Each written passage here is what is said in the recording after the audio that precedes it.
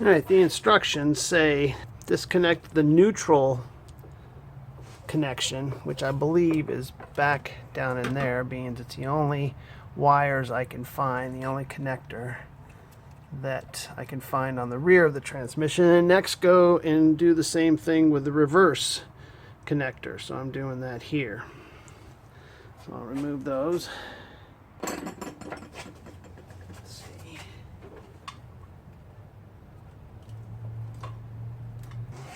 Alright, well, we'll fight with that and bring you back when I figure it out. Alright, I'm trying to get a light in a focus where the speedometer cable comes in. Alright, there it is. I was able to. And I can't really get it to show up on the camera, but there is, it appears to be a single bolt just to the right of that speedometer cable or towards the firewall. If I remove that, it should allow the speedometer cable to come out. So that's where the ground was, by the way. So we've got two items in here. One is a change control bar, and it's this long, where's my finger? There it is. This long bar runs back to the shifter, back that way. And at this end, it connects, I don't know if you really see.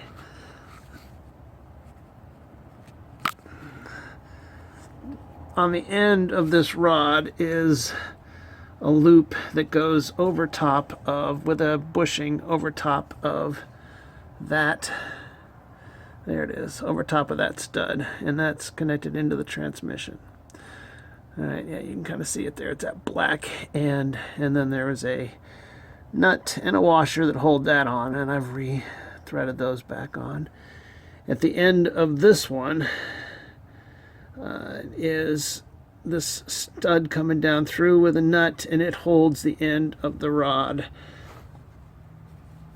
there. That goes through the end of this rod coming out of the transmission. So those are both out. So the next thing on the list is the tie rod end. So tie rod end. As you can see, the boot is damaged. Even though it's still tight, that's not good for it. So if I have to do more damage getting it loose, then c'est la vie, I'll replace the tie rod end. Just a good idea anyway. It matches the fact that I replaced the other one. Unfortunately, it's going to require another alignment, but probably just in lowering it and installing new struts, I was going to need to get an alignment anyway. So maybe the old one's got some warranty on it. I'll check with it. Well, I wish I had that on camera, because that's probably the first, maybe the second time that it's ever worked for me where I've been able to just hit the end. Let's see, hold the light. Hit the end, or the edge of the hub extension here. On either side, I've got a sledgehammer and a deadbolt blow hammer that's got the metal showing. Anyway, hit both sides of these at once, did it a couple times, and the thing just popped right up. So the tie rod is loose. So what's next on our list?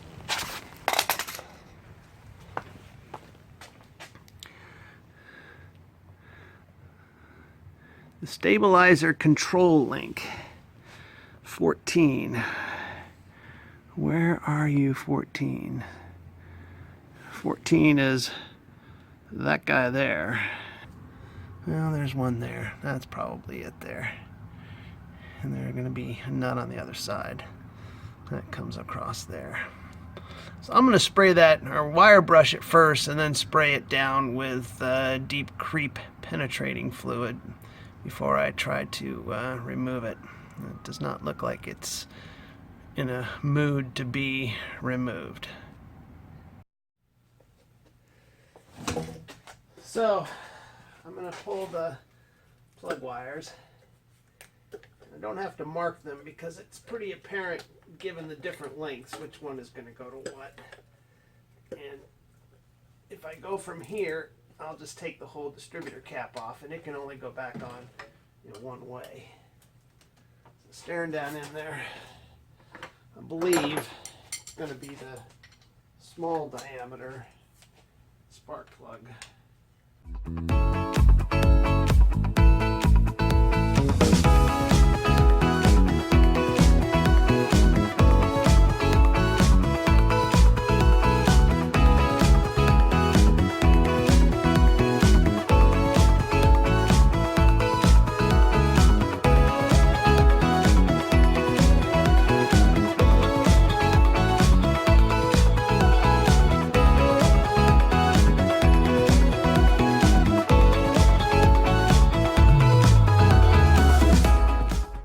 Turn my attention back to the throttle body and the idle air controller. Remove those so that I can thoroughly clean them off the car. In terms of disconnecting this, well, remove these connectors. There's always a iffy experience here. Sometimes you get lucky.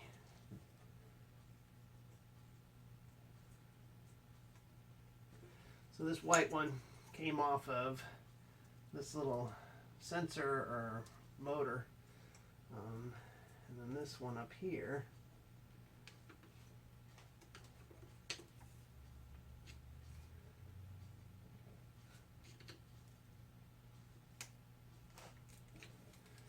and it comes this from there. I think that vacuum line is behind the throttle body. This idle air controller may be the item down underneath here. We're going to remove these screws, or these nuts here. Should allow the throttle body to come free. Disconnect the throttle cable. And once I do some more removing of this, we'll see what else is hindering.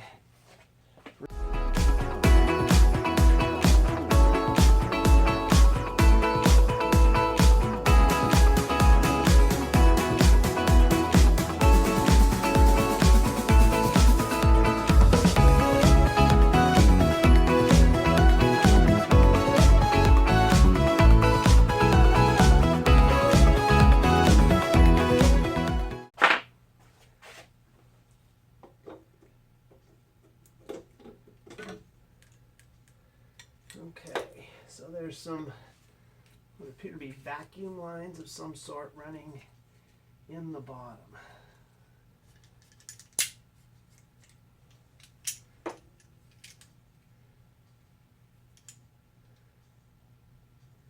And the reason that I'm going to start at the farthest one is that number one, I can reach it, and number two, it's then apparent where, once I disconnect these, which vacuum hose goes to which fitting on the engine, because they're different lengths.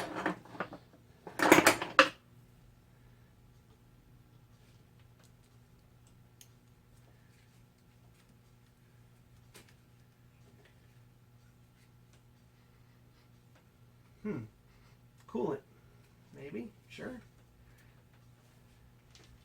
Yeah, it looks like that's coolant. So I guess that was to heat whatever sensors are in the throttle body. And so it's coolant in that there's a tap down in here that's got multiple branches on it. Okay, so there it is.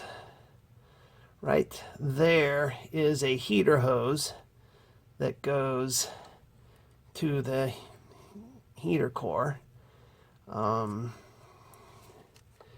This hose came off of that fitting, which is tapped off of another coolant line, and then this hose here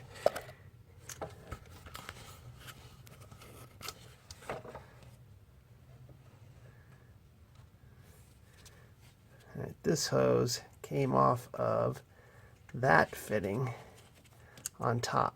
So that should allow now for the throttle body to come out. All right.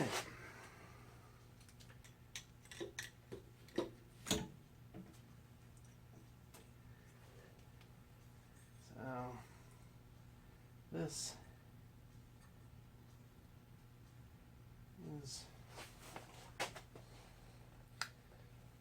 don't know with this light how well you can see, but it's dirty. We should be able to clean that. And now I'm going to remove what I believe is the idle air controller. So what I've done is I've put the throttle body in the vise with this towel wrapped around. It's just sort of being set in place. The Phillips screwdriver did not want to, with just me pressing and turning, break those Phillips screws. So I have an impact driver that I'm going to use instead.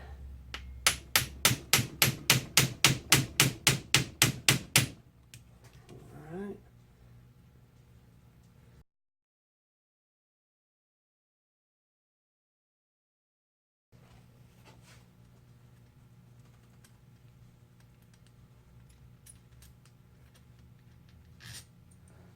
Alright, so got a long one. Would fit where you would assume a long one would be, where there was a long part of the body here that had to pass through before it got to the threaded hole. That's another long one, same length off of the other bossed one. And then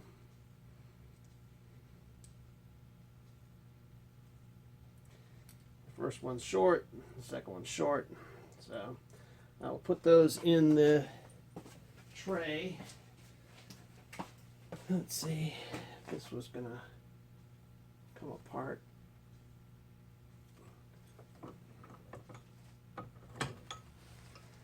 I don't know offhand what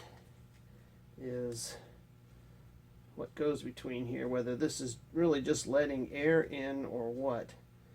So there's a place here where I can gently pry.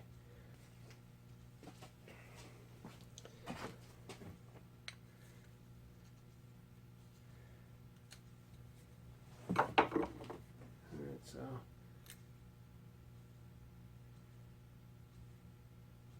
looking inside here, the gasket is, alright, so it's like an O-ring.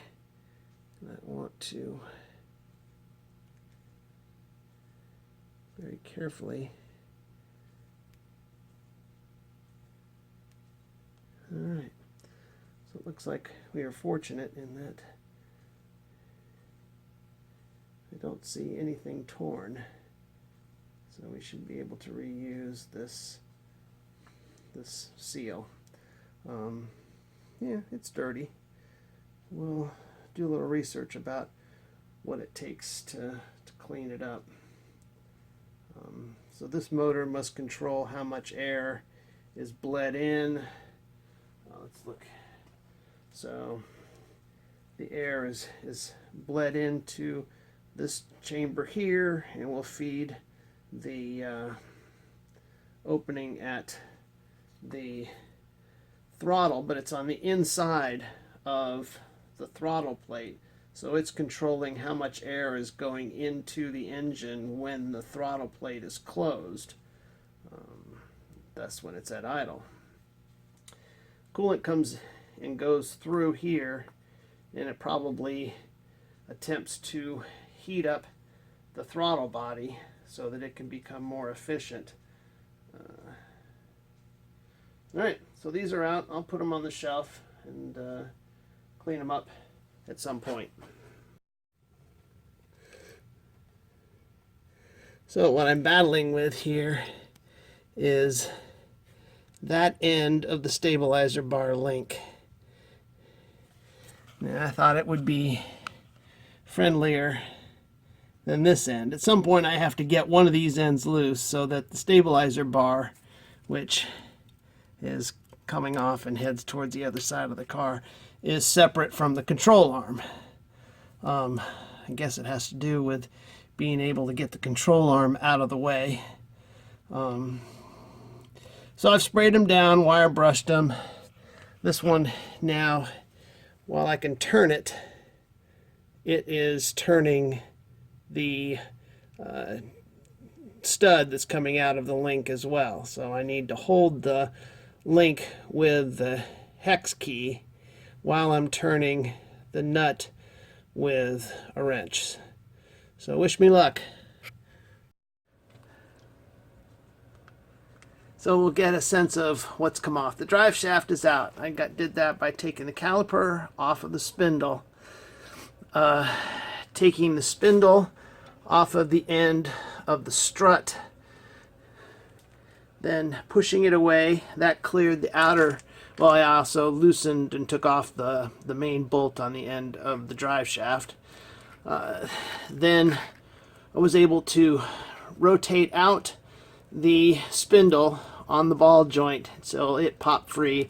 Then back by the transaxle, there's the hole there. That's where I pried the end of the drive shaft from the transaxle. So with the drive shaft out of the way, and I've got the caliper hung there, tie rod end had already gotten loose. I was unable to get the drag link there loose. Those bolts are frozen. That may come back to haunt me, but we'll see. We'll deal with it if it gets to that point. So now the next step is to remove the starter. Let's see if we can look down through here where the starter is. It resides under the intake manifold back in there. In order to access both the mounting bolts of the mounting screws of the starter, I need to remove this right there, that bracket. It seems to be held on with a single bolt right there. Okay, we got light on it. That one sitting down at the bottom holds that on. With that out of the way, I can then access the last two, or the last screw on the starter, and get the starter out of the way. I'll bring you back when that's done.